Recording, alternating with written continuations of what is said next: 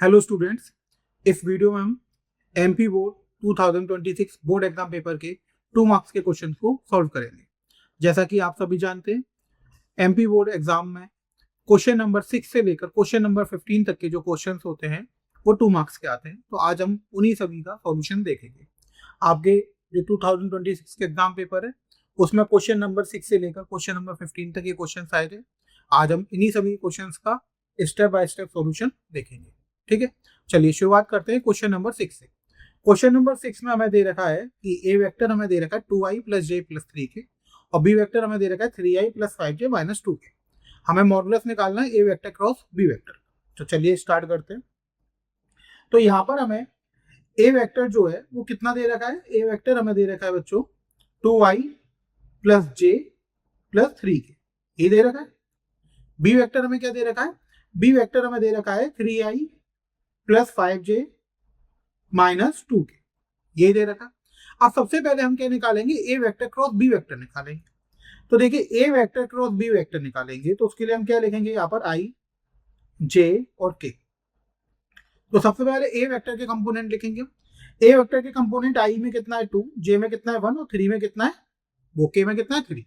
ऐसे ही B vector के component लिखेंगे, आई के साथ 3, जे के साथ 5 और के साथ माइनस का 2। यही हो जाएगा हमारे पास। चलिए अब इसको सॉल्व करते हैं। तो सबसे पहले हम आई कैप लिख लेते हैं। आई कैप हम ये वाली रो और ये वाला कॉलम छोड़ देंगे, इसको सॉल्व करेंगे। तो 1 इंटू 2 माइनस 2, माइनस का साइन लगाएंगे, 3 इंटू 5 15। फिर माइनस का जे लिखेंगे हम, ये वाली रो और ये वाला कॉलम छोड़ देंगे। 2 इंटू 2 कितना हो गया? माइनस 4, 3 इंटू 3 माइनस का 9, यही हो जाएगा। माइनस साइन तो आता ही है बीच में। प्लस के साथ हम ये वाली रो और ये वाला कॉलम छोड़ देंगे। 2 5 10 माइनस का 3, ये हो जाएगा। आगे बढ़ते हैं। तो ये हो गया minus 17 I cap, minus 4 minus 9 minus 13, minus minus plus का 13 जे कैप, प्लस का 7 के कैप, यही हो जाएगा हमारे पास। तो यहां से हमारे पास ये किसकी वैल्यू निकल गई? ए वेक्टर क्रॉस बी वेक्टर की। अब हमसे पूछा क्या गया था? हमसे पूछा गया था modulus of A vector cross B vector, ये पूछा गया था। तो ये कितना हो जाएगा हमारे पास? अंडर रूट में माइनस 17 का होल स्क्वायर, आई के कंपोनेंट का स्क्वायर प्लस जे के कंपोनेंट का स्क्वायर, 13 का स्क्वायर, ये हो जाएगा। जे के कंपोनेंट का स्क्वायर प्लस के कंपोनेंट का स्क्वायर, ये हो जाएगा। ओपन कर देते हैं बच्चों उसको। 17 का स्क्वायर कितना होगा? 289, 13 का स्क्वायर कितना होगा? 169 और 7 का स्क्वायर कितना होगा? 49। आप जब इनको ऐड करेंगे तो ये आएगा 507। तो यहाँ पर हमारे पास वैल्यू कितनी आ गई? Modulus of A vector cross B vector की अंडर रूट में 507, ये हमारा इसका आंसर होगा। चलिए अब अगली पार्ट की तरफ चलते हैं, 6 क्वेश्चन का और वाला पार्ट, क्योंकि हर एक क्वेश्चन में आपके और पार्ट भी आता है।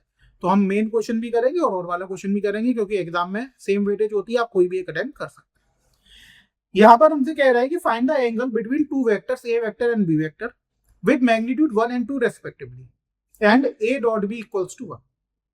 सबसे पहले हम वो इन्फॉर्मेशन लिख लेंगे जो यहाँ पे दी गई। यहाँ पे हमें दिया गया है कि A vector dot B vector की वैल्यू 1 है, मैग्नीट्यूड ऑफ ए वेक्टर 1 है और मैग्नीट्यूड ऑफ बी वेक्टर कितना है? 2, क्योंकि यहाँ पे दे रखा है कि मैग्नीट्यूड 1 and 2 रेस्पेक्टिवली, यानी पहले ए के मैग्नीट्यूड दे रखा है, उसके बाद बी का मैग्नीट्यूड दे रखा है। अब हमें ए वेक्टर और बी वेक्टर के बीच का एंगल निकालना है, यानी थीटा यहाँ पर हमें फाइंड करना है। तो हम यहाँ पे लिखेंगे वी नो, हमें पता है कि A vector dot B vector का फॉर्मूला क्या होता है बच्चों। A vector dot B vector का फॉर्मूला होता है modulus of A vector modulus of B vector cos theta, यही होता है। अब मैं अगर यहाँ से कॉस थीटा का फॉर्मूला निकालूंगा तो वो हो जाएगा ए वेक्टर डॉट बी वेक्टर अपन मॉडुलस में ए वेक्टर और मॉडुलस में बी वेक्टर। वैल्यू पुट कर दीजिए। ए वेक्टर डॉट बी वेक्टर की वैल्यू कितनी दे रखी है? 1। मॉडुलस ऑफ ए वेक्टर कितना दे रखा है? 1। मॉडुलस ऑफ बी वेक्टर दे रखा है, तो ये हो जाएगा 1/2। यहाँ पर कॉस थीटा की वैल्यू कितनी आ रही? 1/2। 1/2 कॉस में किसकी वैल्यू होती है? 60 डिग्री, यही तो होती है। तो यहां से हमारे पास थीटा कितना निकल कर आ गया? 60 डिग्री, ये इसका आंसर। यानी यहाँ पर ए वेक्टर और बी वेक्टर के बीच का जो एंगल है वो कितना है? 60 डिग्री। चलिए अब नेक्स्ट क्वेश्चन की तरफ चलते हैं। Question number 7। क्वेश्चन नंबर 7 हमसे क्या कह रहा है? पहला क्वेश्चन पढ़ लेते हैं। क्वेश्चन हमसे कह रहा है the length x of a rectangle is decreasing at the rate of 3 centimetre पर minute and with y is increasing at the rate of 2 centimeter per minute. When x equals to 10 and y equals to 16 centimeter, find the rate change of the perimeter of the rectangle. तो यहां पर हमसे कह रहा है बेटा कि एक रेक्टेंगल है जिसकी लेंथ जो है वो x से डिनोट हो रही है, और जो उसकी ब्रेथ है यानी विड्थ है वो किससे डिनोट हो रही है, y से डिनोट हो रही है। यहाँ पे इंफॉर्मेशन हमें दी है कि dx ओवर dt की वैल्यू जो है वो -3 सेंटीमीटर पर मिनट है। माइनस क्यों लगाया है, क्योंकि वो दे रखा है कि वो डिक्रीज हो रहा है। क्या हो रहा है, डिक्रीज हो रहा है। जब भी कोई चीज डिक्रीज होती है तो उसके आगे क्या आ जाता है, माइनस का साइन आ जाता है। dy ओवर dt देखेंगे तो वो इंक्रीज हो रहा है तो पॉजिटिव रहेगा 2 सेंटीमीटर पर मिनट, यही रहेगा। अब हमें यहाँ पे निकालना क्या है, यहाँ पे हमें बच्चों निकालना है कि जब x की वैल्यू कितनी है 10, y की वैल्यू कितनी है 16, उस केस में हमें dp ओवर dt की वैल्यू निकालनी है। p यहाँ पे पेरीमीटर है। अब पेरीमीटर का फॉर्मूला क्या होता है, पेरीमीटर का फॉर्मूला होता है ट्वाइस में लेंथ प्लस ब्रेड्थ। तो p हो गया यहाँ पर 2x प्लस 2y। अगर हम इसे डिफरेंशिएट करेंगे तो dp ओवर dt कितना हो गया, 2dx over dt plus 2dy over dt। अब इनकी वैल्यू पुट कर दीजिए। dx ओवर dt की वैल्यू -3 है और dy ओवर dt की वैल्यू कितनी है 2 है। तो ये हो गया हमारे पास -6 + 4 यानी कि -2 सेंटीमीटर पर मिनट। यानी जो पेरीमीटर है वो 2 सेंटीमीटर पर मिनट से क्या हो रहा है, डिक्रीज हो रहा है। जो माइनस साइन है यहाँ पर वो क्या बता रहा है हमें, वो डिक्रीज बता रहा है। क्लियर हुआ आपको, तो ये इसका आंसर हो जाए। चलिए अब अगले क्वेश्चन पर चलते हैं, सेवेंथ क्वेश्चन का जो और पार्ट है ना, तो वो हमसे क्या कह रहा है, prove that the function given by f(x = cos x) is decreasing in the interval 0 से लेकर पाई। यहाँ पे बच्चों हमें जो फंक्शन दे रखा है वो कितना दे रखा है, cos x, ये हमें फंक्शन दे रखा है। हमें ये शो करना है कि फंक्शन जो है वो 0 से पाई के इंटरवल में क्या कर रहा है, डिक्रीज कर रहा है, यही शो करना है। तो सबसे पहले हम इसको डिफरेंशिएट करेंगे। तो f' की वैल्यू कितनी आ जाएगी, cos x का डिफरेंशिएशन क्या होता है, -nx। अब हमें पता है कि अगर किसी इंटरवल में f' नेगेटिव होता है, f' कैसा होता है, <0 होता है, तो फंक्शन डिक्रीजिंग होता है। और अगर f' greater than 0 होता है तो फंक्शन कैसा होता है, इंक्रीजिंग होता है। अब हमें ये देखना है कि यहाँ पर 0 से पाई इंटरवल में जो f' है वो greater than 0 है या फिर less than 0। अब देखिए यहाँ पर x जो है वो 0 से पाई के बीच में बिलोंग कर रहा है, यानी कौन कौन से क्वाड्रेंट में बिलोंग कर रहा है, फर्स्ट और सेकंड। हमें पता है कि फर्स्ट और सेकंड क्वाड्रेंट में sin x कैसा होता है, पॉजिटिव होता है। तो हम यहाँ पे लिख सकते हैं sin x greater than 0 for all x belongs to 0 से लेकर पाई, यही हो जाएगा हमारे पास।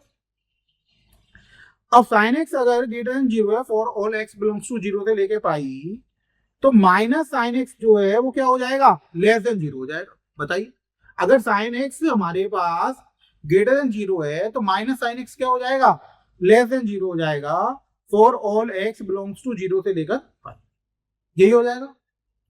अब माइनस sin x ही तो f' है, तो f' क्या हो गया, less than 0। f' less than 0 हो गया तो that is f(x) is decreasing function. f(x) कैसा फंक्शन हो गया, डिक्रीजिंग फंक्शन हो। क्लियर हो गया, आपको ये बात समझ में आ गई। चलिए अब नेक्स्ट क्वेश्चन की तरफ चलते हैं, क्वेश्चन नंबर 8। क्वेश्चन नंबर 8 क्या कह रहा है हमसे, T be the set of all triangles in a plane. एक प्लेन है, उसमें जितने भी ट्राइंगल्स बन सकते हैं उन सबका सेट क्या है, T है। With R a relation in T given by R बराबर T1, T2, T1 is congruent to T2। अगर T1 कॉन्ग्रुएंट है T2 के तो T1 T2 ये रिलेट कर रहे हैं, रिलेशन R। अब हमें ये शो करना है कि R इक्विवेलेंस रिलेशन होगा। अब इक्विवेलेंस रिलेशन में क्या होता है बच्चों, यानी ऐसा रिलेशन जो रिफ्लेक्सिव भी हो, सिमेट्रिक भी हो, ट्रांजिटिव भी हो, उसको हम क्या बोलेंगे, इक्विवेलेंस रिलेशन बोलेंगे। तो सबसे पहले हम रिफ्लेक्सिव प्रूफ करेंगे। तो रिफ्लेक्सिव में हमारे पास क्या होता है कि हर एक एलिमेंट खुद से रिलेट करना चाहिए, यही तो होता है रिफ्लेक्सिव का रूल। रिफ्लेक्सिव का रूल क्या होता है, हर एक एलिमेंट खुद से रिलेट करना चाहिए, यानी हर एक ट्राइंगल जो T में आ रहा है, यानी T1, T2, T3, T4 खुद से रिलेट होने चाहिए। अब यहाँ पे कोई भी ट्राइंगल खुद से रिलेट तब करेगा जब वो उसके कॉन्ग्रुएंट होगा। तो हमें तो पता है हर ट्राइंगल खुद के कॉन्ग्रुएंट होता है, हमने यहाँ पे लिख दिया since each triangle is congruent to itself. हर एक ट्राइंगल खुद के कॉन्ग्रुएंट होता है। तो T1, T2 belongs to R for all T1, T2 for all T1 belongs to T। तो ये रिलेशन कैसा हो गया बच्चों, रिफ्लेक्सिव।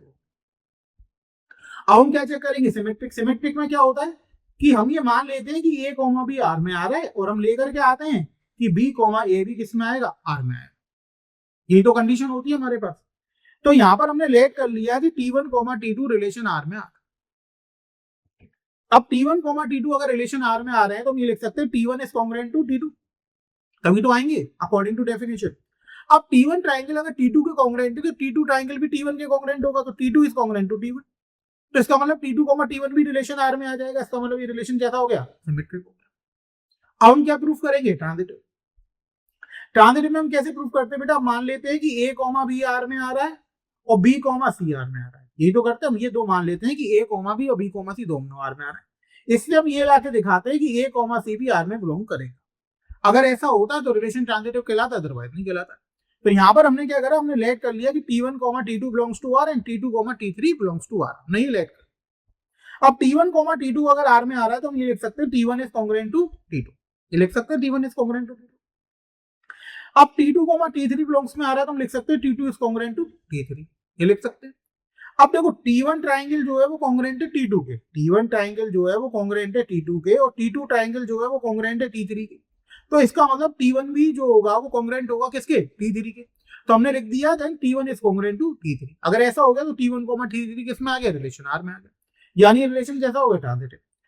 तो यहाँ पर ये रिलेशन आर जो है वो रिफ्लेक्सिव भी है, सिमेट्रिक भी और ट्रांजिटिव भी है। इसका मतलब रिलेशन आर कैसा है, इक्विवेलेंस है। तो हमने यहाँ पे प्रूफ कर दिया कि रिलेशन आर कैसा है, इक्विवेलेंस रिलेशन है। इसी तरीके से आपको अपने बोर्ड के एग्जाम में लिखकर आना।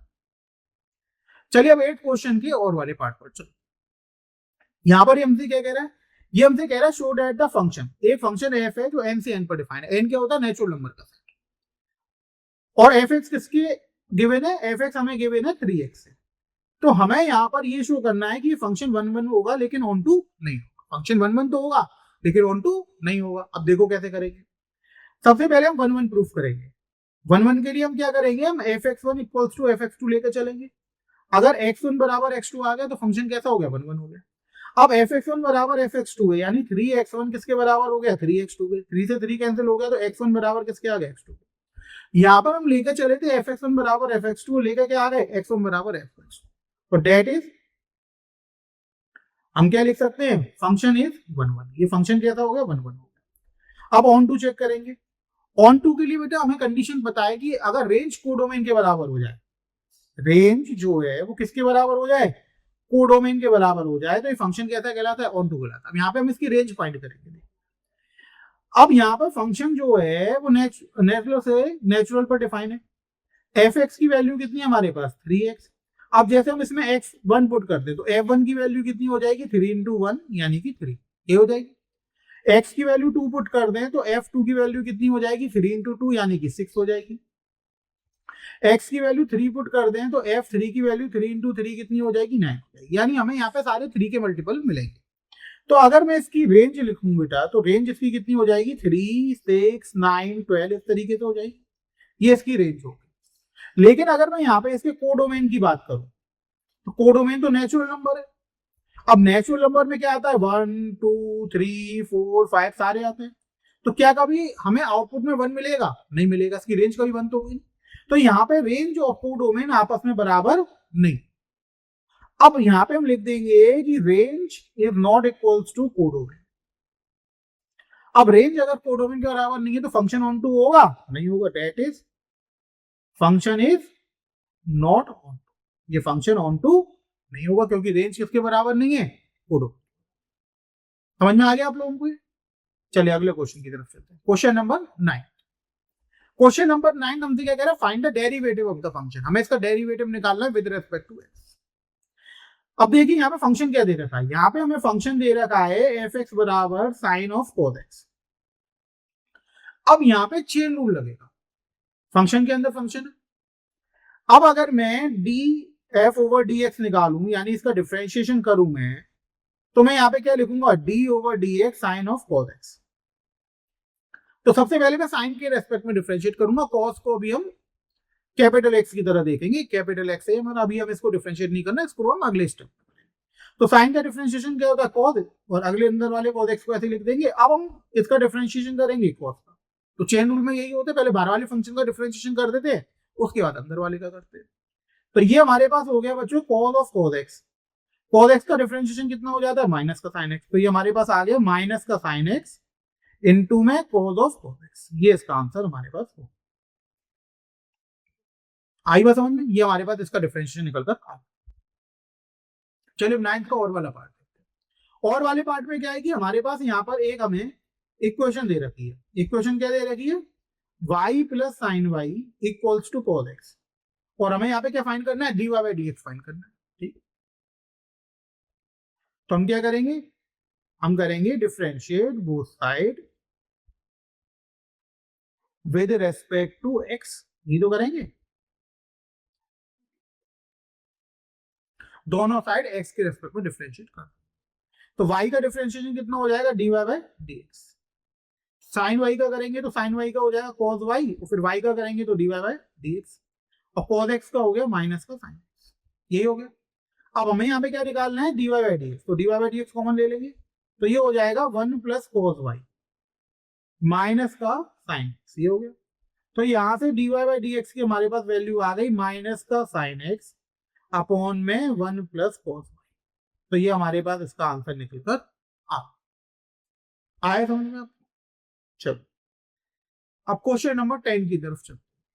क्वेश्चन नंबर 10 हमसे क्या कह रहा है, क्वेश्चन नंबर 10 कह रहा है कि फाइंड द वैल्यू। हमें एक इनवर्स ट्रिग्नोमेट्रिक का एक्सप्रेशन दे रखा है और हमें क्या निकालनी है, इसकी वैल्यू निकालनी। चलिए हम इसे सॉल्व करते हैं। हमारे पास है 10 इनवर्स 2 cos 2 sin इनवर्स 1/2। ये हमारे पास इसका। तो सबसे पहले हम क्या करेंगे, अंदर वाले इनवर्स ट्रिग्नोमेट्रिक को सॉल्व करेंगे। तो ये हमारे पास 2 sin इनवर्स। अब यहाँ पे 1/2 है, तो 1/2 को हम क्या लिख सकते हैं, sin पाई बाई 6 लिख सकते हैं, क्योंकि sin पाई बाई 6 की वैल्यू कितनी होती है, 1/2 होती है। sin 30 डिग्री की वैल्यू कितनी होती है, 1/2।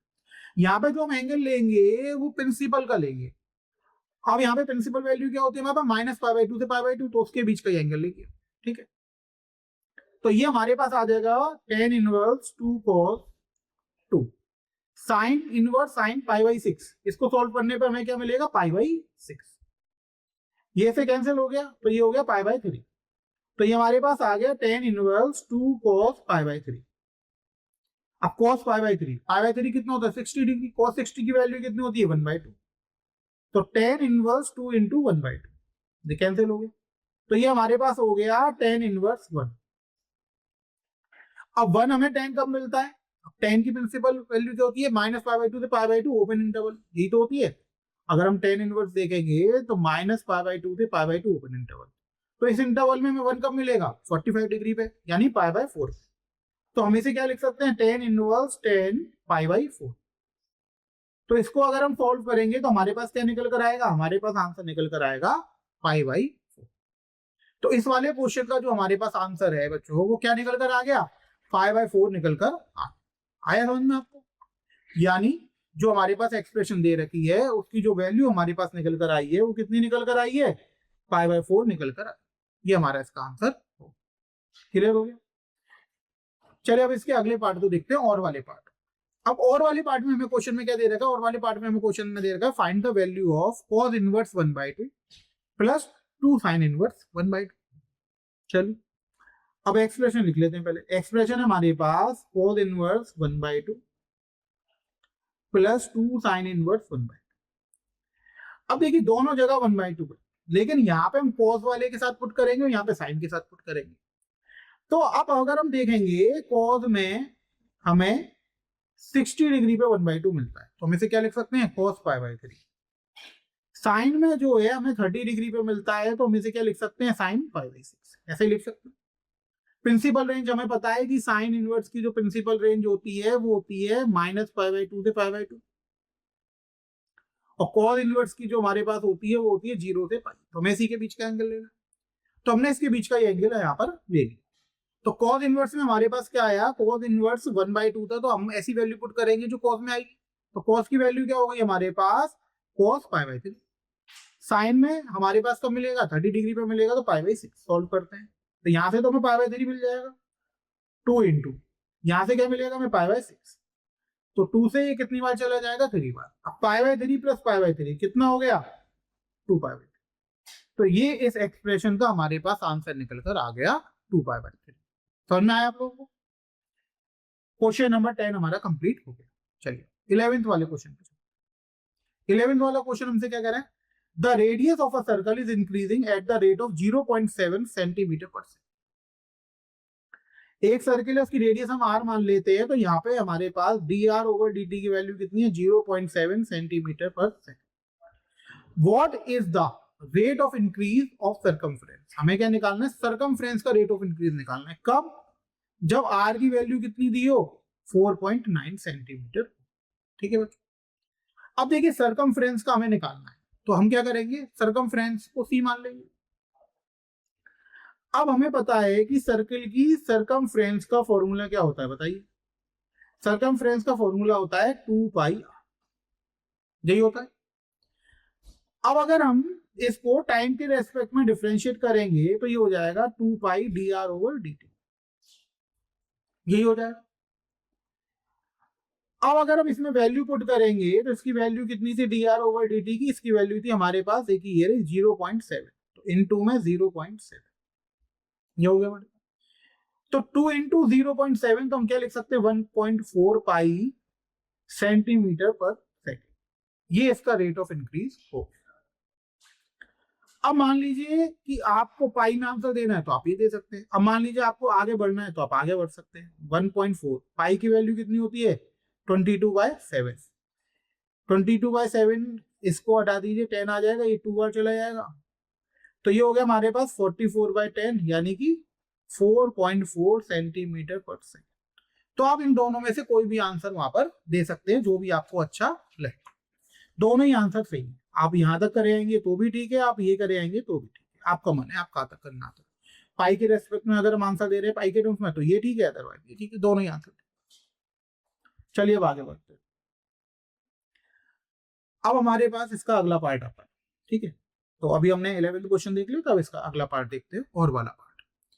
और वाला पार्ट हमसे क्या कह रहा है? Show that the function f given by fx equals to x cube minus 3x square plus 4x, x यहाँ पे रियल से बिलोंग कर रहा है, इज इंक्रीजिंग ऑन r। हमें ये शो करना है कि ये फंक्शन जो है पूरी रियल लाइन पर कैसा है? इंक्रीज है।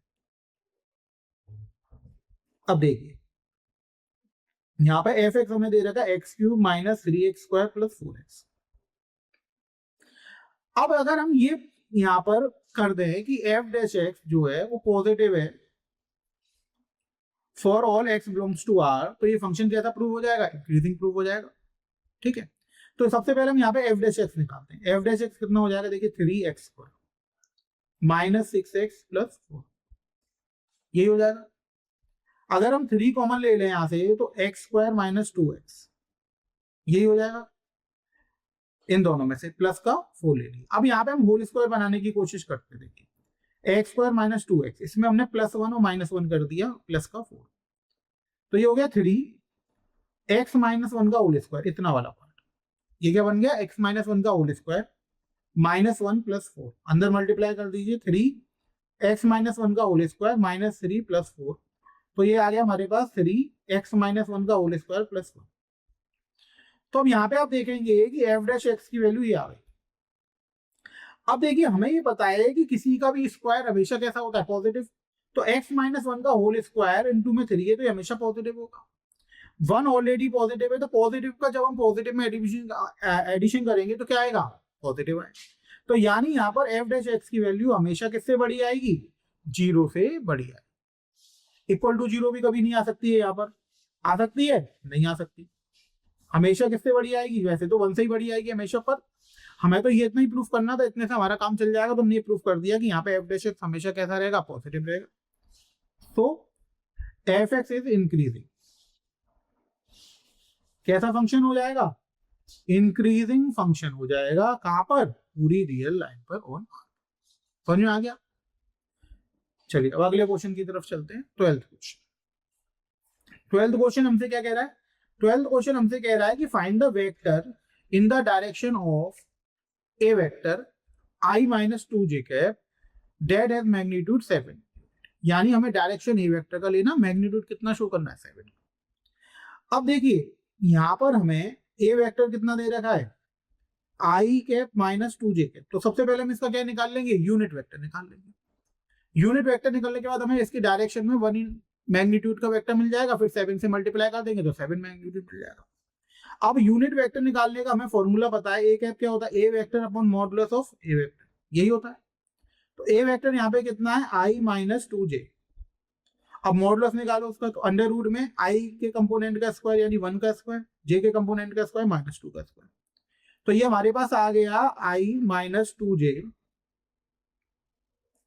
1 अंडर रूट में 1 प्लस 4, तो ये कितना हो गया 1 अपॉन रूट 5 आई के माइनस 2j के, यही हो गया हमारे पास। अब यहां पर हमें क्या दे रखा है, हमें ये दे रखा है कि मैग्नीट्यूड जो है वो कितना चाहिए हमें मैग्नीट्यूड 7 चाहिए, तो यानी 7 ए कैप चाहिए, ठीक है। तो अब अगर हमें रिक्वायर्ड वेक्टर चाहिए, तो रिक्वायर्ड वेक्टर हमारे पास कितना हो जाएगा 7 ए कैप, तो ये हो जाएगा 7 अपॉन रूट 5 आई कैप माइनस 2j, ये हो जाएगा। बताइए इतनी बात आप लोगों को समझ में आई या नहीं आई, यहां तक क्लियरली समझ में आ गया। ये क्वेश्चन नंबर 12 का हम पहला पार्ट कर रहे थे, तो हमारे पास एक आगे, अब इसको चाहो तो आप मल्टीप्लाई करके आगे भी लिख सकते हो। इसको आप ऐसे लिख सकते हो 7 अपॉन रूट 5 आई कैप माइनस 14 अपॉन रूट 5 जे के। अलग अलग अगर आपको कंपोनेंट में लिखना आई और जे के में, तो आप इसको इस तरह भी लिख सकते हो। समझ में आया? चलिए अब आगे बढ़ते हैं, इसका और वाला पार्ट देखते हैं। और वाले पार्ट में वो हमसे क्या कह रहा है कि if vector A vector equals to J plus 2k and b vector is equals to I plus 2j cap represent the adjacent sides of a triangle, then find the area of the triangle। यानी एक triangle है, हमने मान लिया एक triangle है, ABC मान लो, ये ए वेक्टर है और ये कौन सा वेक्टर है, बी वेक्टर, एडजेसेंट साइड्स। तो हमें ट्राइंगल का क्या निकालना है, एरिया निकालना है। अब अगर हमें एडजेसेंट साइड्स दी जाती हैं तो हमें एरिया ऑफ ट्राइंगल का फॉर्मूला पता होना चाहिए, आप लोगों को फॉर्मूला याद होना चाहिए। तो देखिए जब हमारे पास एडजेसेंट साइड्स होती हैं तो एरिया ऑफ ट्राइंगल का जो फॉर्मूला होता है वो होता है half of magnitude A vector cross B vector. तो आपको उसके लिए सबसे पहले क्या निकालना पड़ेगा, A vector cross B vector निकालना पड़ेगा, फिर उसका मॉडुलस निकालना पड़ेगा और क्या करना पड़ेगा, हाफ करना पड़ेगा। तो हम सबसे पहले यहाँ पे ए वेक्टर लिख लेते हैं। ए वेक्टर हमारे पास कितना है, जे कैप प्लस 2k कैप, और बी वेक्टर हमारे पास कितना है, आई कैप प्लस 2j, ये हमारे पास वेक्टर दे। अब हम यहाँ पर A vector cross B vector करेंगे, तो हम यहाँ पे लिखेंगे आई जे और के। ए वेक्टर में आई का कंपोनेंट तो है नहीं, तो यहाँ पे 0 आ गया, जे का कंपोनेंट 1 हो गया, के का कंपोनेंट 2 हो गया। बी वेक्टर में आई का कंपोनेंट 1 हो गया, जे का 2 हो गया और के का 0 हो गया। अब इसको सॉल्व कर लेंगे, आई क्या, वही ये वाली रो छोड़ेंगे, वाला कॉलम छोड़ेंगे, तो 1 इंटू 0 0 और 2 इंटू 2 कितना हो गया, माइनस का 4। अब माइनस का जे, ये वाली रो वाला कॉलम छोड़ेंगे, 0 इंटू 0 और ये माइनस का 2 प्लस का के के लिए ये वाली रो वाला कॉलम छोड़ेंगे तो 0 माइनस 1, ये आ गया हमारे पास। तो ये कितना निकल कर आएगा हमारे पास, माइनस का 4 आई कैप प्लस का 2 जे कैप माइनस का के कैप, ये आ गया। अब हम इसका मॉडुलस निकालेंगे, तो modulus of A vector cross B vector now, तो ये आ जाएगा अंडर रूट में माइनस 4 का स्क्वायर प्लस 2 का स्क्वायर प्लस माइनस 1 का स्क्वायर, ये आ जाएगा। तो ये हमारे पास कितना आ जाएगा, 16 प्लस 4 प्लस 1 यानी अंडर रूट में 21, ये हमारे पास इसका मॉडुलस निकल कर आ गया। अब हमें यहाँ पे निकालना क्या था, एरिया ऑफ ट्राइंगल। तो एरिया का फॉर्मूला हमने लिखा था half of modulus A vector cross B vector, ये तो लिखा था। तो ये हो गया हाफ ऑफ अंडर रूट में 21, तो ये हो गया रूट 21/2 स्क्वायर यूनिट, जो भी स्क्वायर यूनिट आएगी वो आ जाएगी। यहां से हमें ट्राइंगल का एरिया निकल कर आ गया, जिसकी एडजेसेंट साइड्स क्या है, ए वेक्टर और बी वेक्टर। क्लियर हुआ? चलिए क्वेश्चन नंबर 13 पर, 13 को सॉल्व करते हैं हम। 13 हमसे क्या कह रहा है, if a line makes angle 90 degree 60 degree and 30 degree with the positive direction of x, y and z axis respectively, find its direction cosine. हमें इसकी डायरेक्शन कोसाइन निकालनी है। यानी यहाँ पे लाइन जो है वो x एक्सिस के साथ एंगल कितना बना रहा है 90 डिग्री, यानी अल्फा की वैल्यू यहाँ पे कितनी हो गई 90 डिग्री। y एक्सिस के साथ एंगल बना रहा है यानी बीटा की वैल्यू हो गई 60 डिग्री, और गामा की वैल्यू z एक्सिस जो एंगल बना रहा है वो गामा की वैल्यू हो गई, वो कितनी हो गई 30 डिग्री। तो अल्फा 90 डिग्री हो गया, बीटा 60 डिग्री हो गया, गामा 30 डिग्री हो गया। अब हमें डायरेक्शन कोसाइन निकालना है बच्चों। तो डायरेक्शन कोसाइन का फॉर्मूला क्या होता है, देखिए डायरेक्शन कोसाइन होते हैं एल, एम और एन। एल का फॉर्मूला क्या होता है कॉस अल्फा, एम का होता है कॉस बीटा और एन का होता है कॉस गामा। वैल्यूज पुट करते हैं। कॉस अल्फा यानी कॉस 90 डिग्री, कॉस 90 डिग्री की वैल्यू कितनी हो गई 0। एम होता है cos beta, cos 60 degree, cos 60 degree की वैल्यू कितनी होती है 1/। एन कॉस गामा यानी कॉस 30 डिग्री, कॉस 30 डिग्री की वैल्यू कितनी होती है √3/2। तो यहां से हमारे पास जो डायरेक्शन कोसाइंस है वो आ गया 0, 1/2 और √3/2। ये हमारा इसका आंसर समझ में आया, क्लियर हो गया सबको। अब आगे बढ़ते हैं 13 क्वेश्चन का और वाला पार्ट। वो हमसे कह रहा है find the vector equation of a line which passes through the point 1, 2, 3 and is parallel to the vector. अब हमें लाइन की वेक्टर इक्वेशन निकालनी है। तो जो पॉइंट पास होके जा रहा है वो पॉइंट क्या है यहाँ पर 1, 2, 3, यही होता है।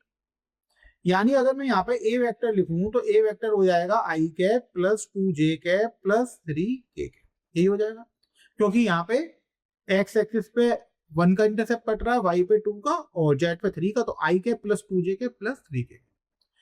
अब जो कह रहा है कि वेक्टर इक्वेशन में line passing through the point ये हो गया और इस लाइन के पैरेलल है, तो यानी यहाँ पे बी वेक्टर की इक्वेशन क्या है 3i cap plus 2j cap minus 2k cap, यही। अब अगर हम यहाँ पे इक्वेशन ऑफ लाइन देखेंगे तो इक्वेशन ऑफ लाइन क्या होती है हमारे पास R vector equals to A vector plus lambda times of B vector, जहां पर ए वेक्टर फिक्स पॉइंट को डिनोट करता है वेक्टर को, और बी वेक्टर जिसके वो पैरेलल। तो यहां से क्या निकल कर आएगा हमारे पास आर वेक्टर बराबर I plus 2j plus 3k plus lambda times B vector. B vector कितना हमारे पास 3i plus 2j minus 2k। तो ये हमारे पास इसका आंसर निकल कर आ गया, ये इसका आंसर हो गया। लाइन की इक्वेशन हो गई किस फॉर्म में वेक्टर फॉर्म। समझ में आ गया आप लोग। चलो अब क्वेश्चन नंबर 14 पे चलते हैं। क्वेश्चन नंबर 14 हमसे क्या कह रहा है show that sine inverse 2x under root में 1 minus x square equals to 2 sine inverse x, और x की वैल्यू कहां से कहां तक वेरी कर रही है -1/√2 से 1/√। ठीक है। अब देखिए यहाँ पे एक्सप्रेशन जो हमारे गिवन है वो है sign inverse 2x under root में 1 माइनस एक्स स्क्वायर। अब यहाँ पर हमने क्या करा लेट कर लिया x को साइन थीटा, सब्स्टिट्यूट करा। तो हमने x को यहाँ पे क्या मान लिया साइन थीटा मान लिया। तो यहाँ से अगर मैं थीटा देखूंगा तो थीटा कितना हो जाएगा साइन इनवर्स x हो जाएगा। ठीक है, नाउ सब्स्टिट्यूट करते हैं। देखिए हमें दे रखा sign inverse 2x under root में 1 माइनस एक्स स्क्वायर, वैल्यू रखते हैं। देखिए sine inverse 2 sine theta under root में 1 माइनस साइन स्क्वायर थीटा। ये जो सब्स्टिट्यूशन है ये आपको लर्न करने पड़ेंगे। ठीक है ना, ये जो हमारे नोट्स दिए हुए हैं उसमें आपको मिल जाएंगे, वहां से आप उन्हें लर्न कर सकते हैं। सारे सब्स्टिट्यूशन आपको याद करने पड़ेंगे कि जिस तरीके की फॉर्म बनती है हम क्या एक्स की जगह वो सब्स्टिट्यूट कर सकते हैं, वो आप लर्न कर लीजिए तो इजीली आप उसको पुट कर सकते हैं। तो जो कि साइन इनवर्स 2 साइन थीटा, अब 1 माइनस साइन स्क्वायर थीटा कितना हो जाएगा कॉस स्क्वायर थीटा, तो अंडर रूट में कॉस स्क्वायर थीटा। अब रूट से बच्चों जो बाहर आएगा तो ये हो जाएगा 2 साइन थीटा कॉस थीटा। तो ये किसका फॉर्मूला हो गया, ये फॉर्मूला हो गया साइन 2 थीटा का।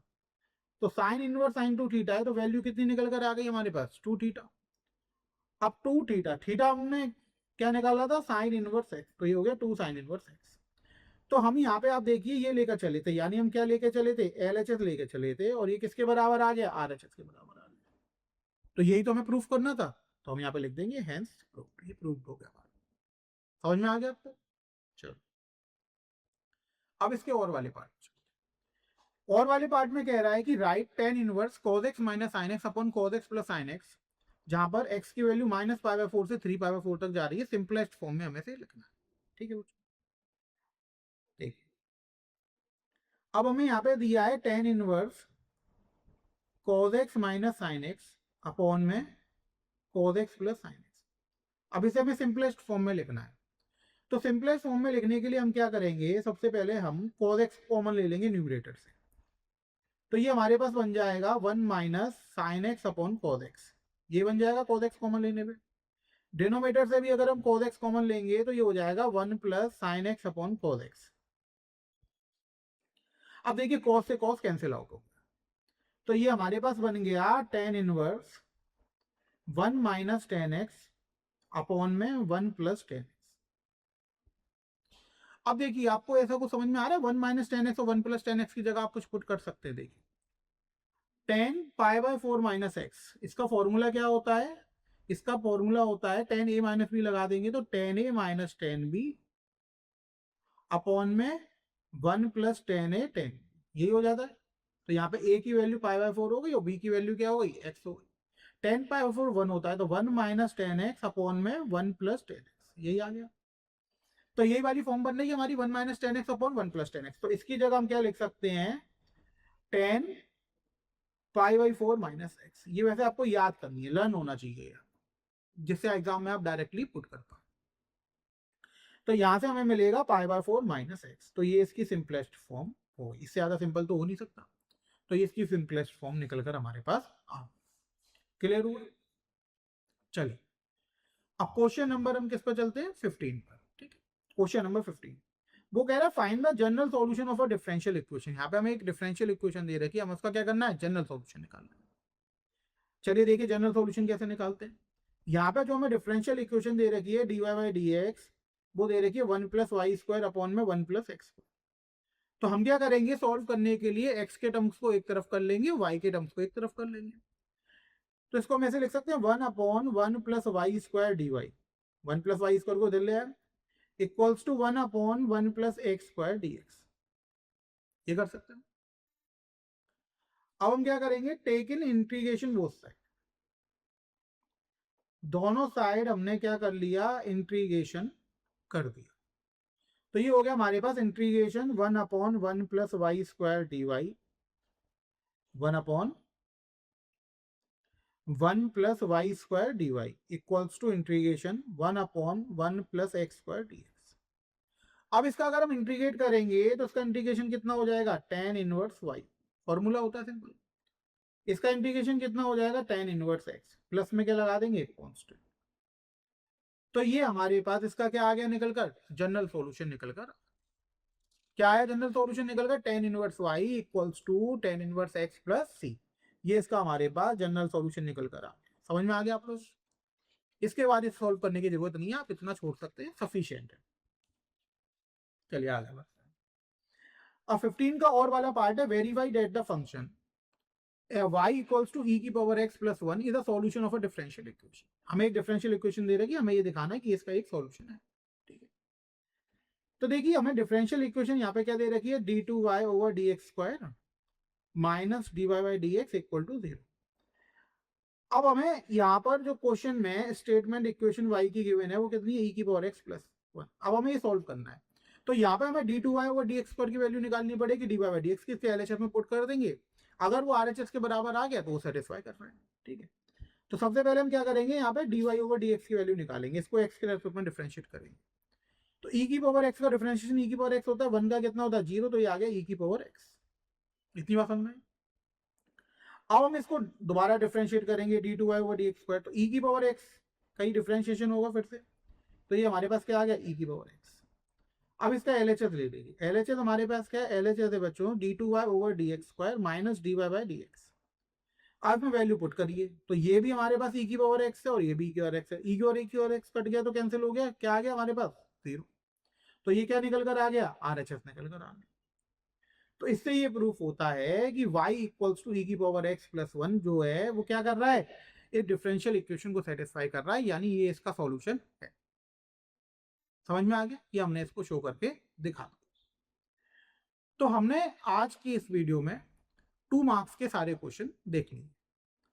आपको ये सारे क्वेश्चन इजीली समझ में आ जाएंगे। अगर नहीं आते हैं तो आप दोबारा वीडियो देखिए, आपको समझ में आ जाएंगे। हमने स्टेप बाय स्टेप बहुत अच्छे से इसको सॉल्व करा है। अब अगर आपके इस ईयर में इस टाइप के कोई क्वेश्चन आते हैं तो आप उनको इजीली अटेम्प्ट कर सकते हैं। ठीक, थैंक यू।